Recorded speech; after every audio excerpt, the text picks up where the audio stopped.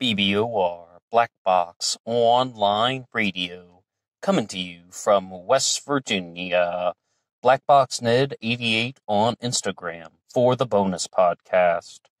So, to all of you who have been following the Zodiac Killer discussions that we've been having, we have something new coming out tomorrow night, and it's a big one, so if you're into the Zodiac Killer, please stay tuned for that, and if you are listening to this at a future date, please feel free to check out some of our content on the Zodiac Killer here on Black Box Online Radio. But today we're also going on to something that we got pulled into, the world of Charles Manson, and in all reality, the Manson family and the Zodiac Killer, lots going on in 1969. And I also got back on Hulu, finally. I mean, after months of just like, should I get a free trial or something under a different family member's name? Well, I finally did that, and we're sharing this Hulu account among my family members. And I started watching I Am the Night, which is going to be all about Fauna Hodel and her exploring her connections to George Hill Hodel, who is, of course, a major suspect in the Black Dahlia murder, the murder of Elizabeth Short, of course. So you see many things going on in California during the middle part of the 20th century. And I don't think that that is an accident. I don't think that that's ridiculous, because what you can see is that there really are problems with the system. And by what system do I mean? Do I mean the government? Do I mean elites? Do I mean the CIA even? No, I just mean the system of life. And you really see that there are just complications that take place. Now, when it comes to Charles Manson and the Manson family, I really hope to read the book Chaos by Tom O'Neill in its entirety. Right now, I'm still going through the book My Life with Charles Manson by Paul Watkins, and I saw this comment here on an episode of the Stones Unturned podcast, which is hosted by Thomas Henry Horan, giving a big shout out to YouTube user Frogger52. I finished Chaos by Tom O'Neill based on your recommendation. Interesting, and while the book ended without a conclusion, I appreciated the author not publishing anything that could not be proven. A couple of months ago, author O'Neill appeared on a popular YouTube host's program. Popular YouTube host. I wonder who that could be. He stated that Tex Watson, knowing he was about to be arrested, contacted an attorney prior to the arrest of Susan Atkins opening her mouth, and that attorney revealed to Tom O'Neill that he had recorded over 20 hours of conversations with Watson in which Watson lays out the complete motives for the Tate LaBianca killings. And this is really what I wanted to talk about today. Once again, big shout out to YouTube user Frogger52 who wrote those words there, because I was feeling a lot of those same things. I mean, Thomas Horan talked about the book Chaos, saying that it completely dismantles the narrative established by Vincent Bugliosi, Helter Skelter, the best-selling true crime book of all time, highest-selling true crime book of all time. And I knew that I just have to go through everything in Chaos. And before I start a new book, I'm reading a couple books right now, I wanted to go through some interviews with Tom O'Neill, and he did one with LA Talks that I was listening to, and they talk about the possibility of the motive for the murders of Sharon Tate, or just the Tate LaBianca murders. I mean, everyone associated with Sharon Tate, we got Voy Frykowski, Abigail Folger, many people are involved, Stephen Parent as well, in the Tate LaBianca murders. But somebody asked this question flat out here on this channel, saying, what do you think about the possibility that the motive for the Tate LaBianca murders was a drug deal gone wrong? Very specifically, the murders of Sharon Tate, Abigail Folger, Voy Frykowski, and so on Cielo Drive. Like, what do you think about the possibility of that being a drug deal that was gone wrong? And what I said in response was that Tom O'Neill addressed us during the LA Talk and said that he dismissed the possibility of that being a viable solution, like of that being a genuine motive. I thought he was being dismissive of that idea, but apparently there's some popular YouTube host out there whom I can only interpret to be Joe Rogan. And when Tom O'Neill was on Joe Rogan's program, he said very clearly that the drug deal gone wrong was a possible motive. He doesn't deny it 100%, just saying it's a possibility. And as for the book ending without a genuine conclusion, I was watching that episode of Joe Rogan with Tom O'Neill, and he was just explaining everything that he has learned about Charles Manson and the Manson family and these murders that took place in 1969. And I was just like, all right.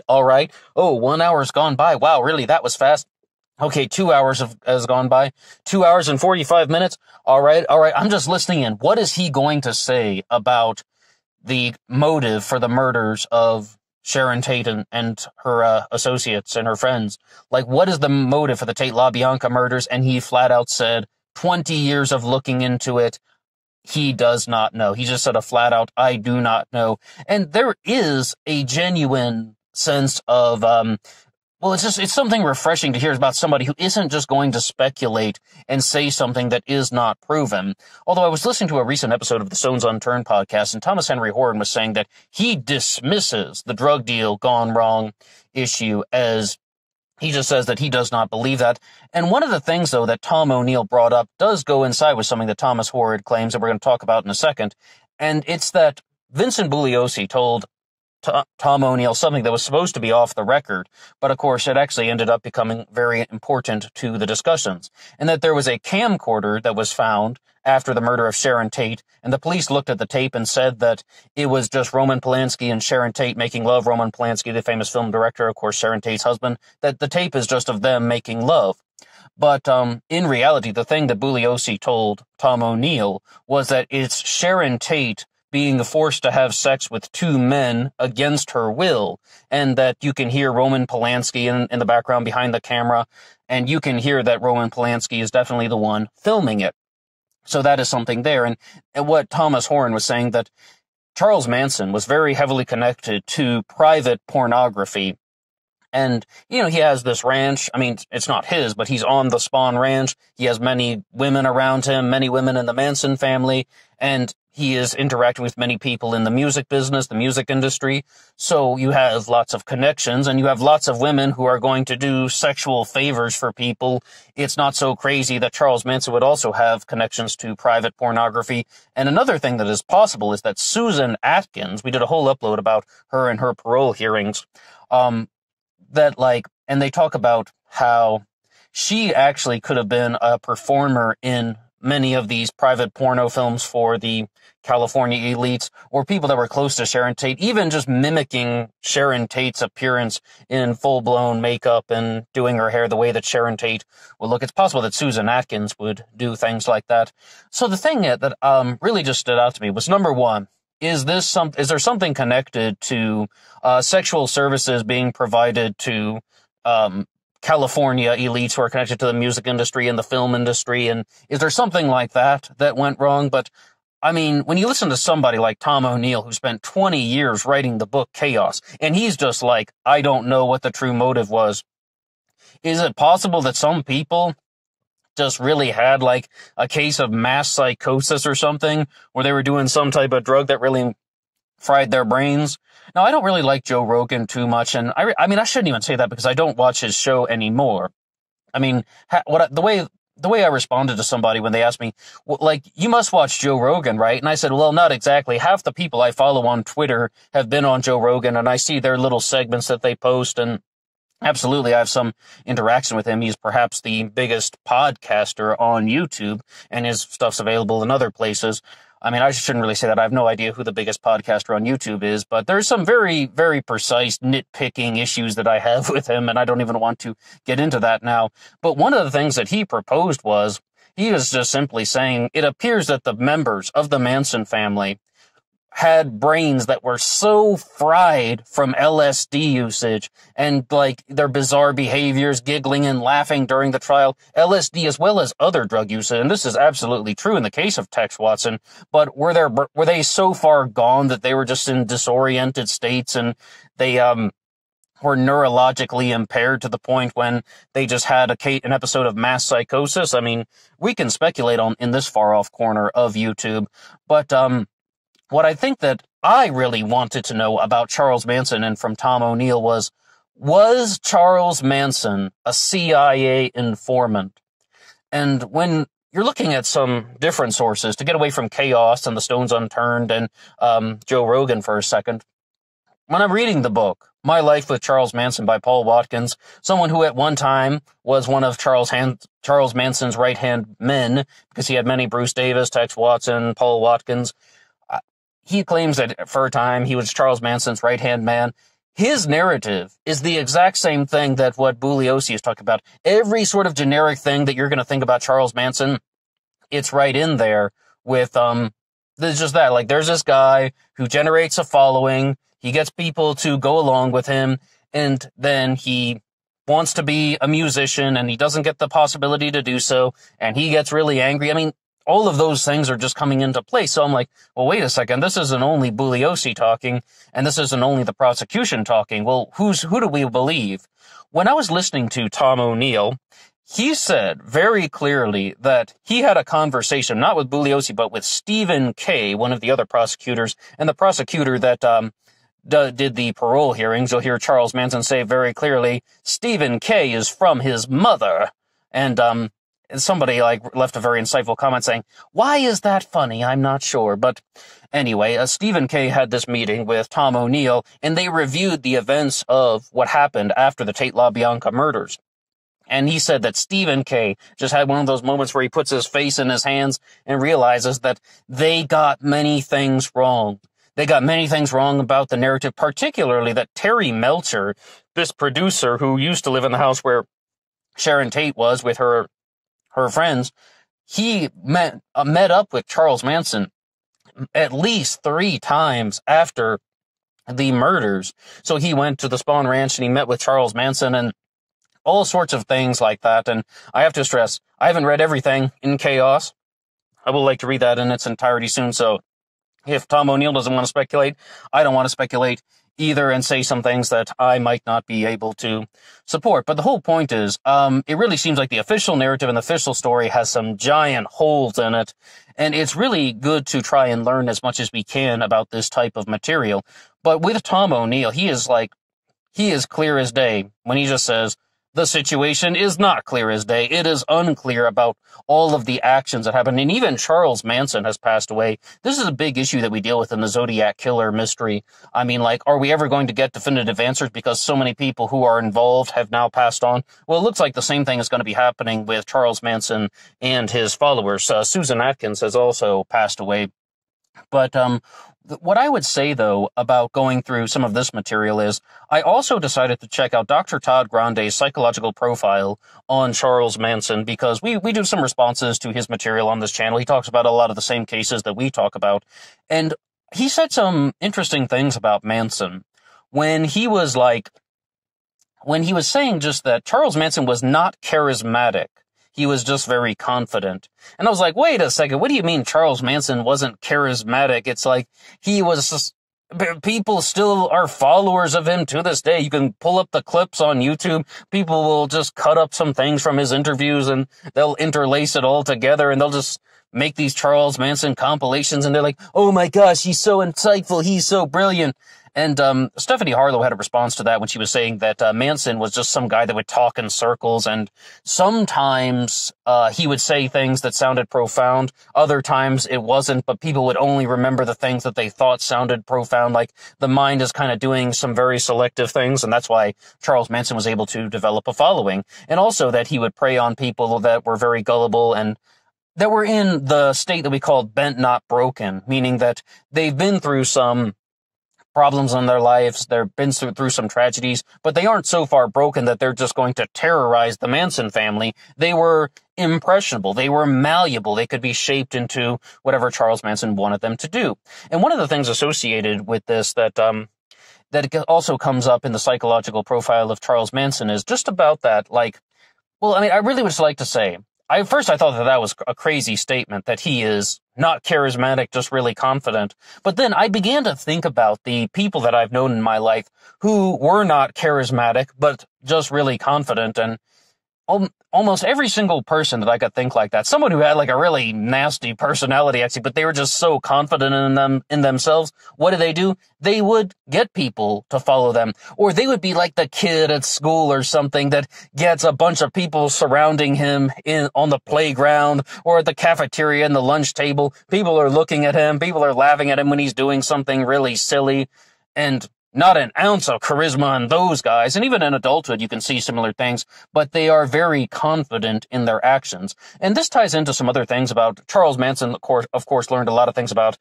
Scientology, and it's possible that Charles Manson was either a clinical psychopath or a sociopath because of a lot of the abuse that he experienced as a kid. So he learned how to manipulate people.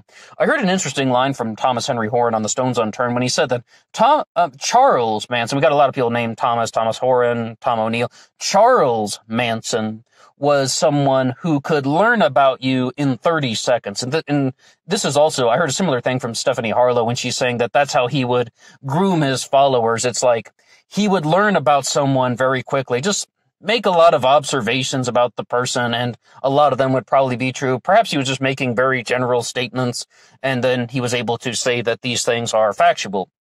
But, or just things that are like that are more likely to be true. Just, he sits down on a bench next to somebody who looks really sad. So, your parents just threw you out, huh?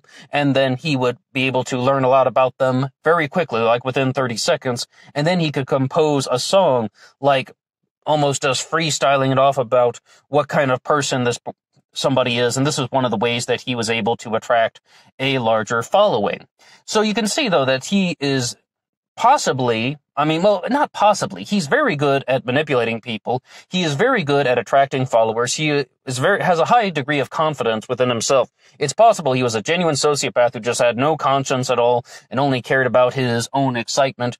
But the thing is, though, I'm still kind of like wrestling with the question, was he a CIA informant? And by informant, I heard a nice breakdown from Tom O'Neill on Joe Rogan's show when he's saying that informant doesn't necessarily mean that he was like, somebody who's like communicating with the CIA with like a little radio in the back corner. Okay, yeah, this is what's going to happen next. No, like not at all. It just means that someone who was doing their bidding, doing something that was useful to their agenda without even necessarily being aware of it himself.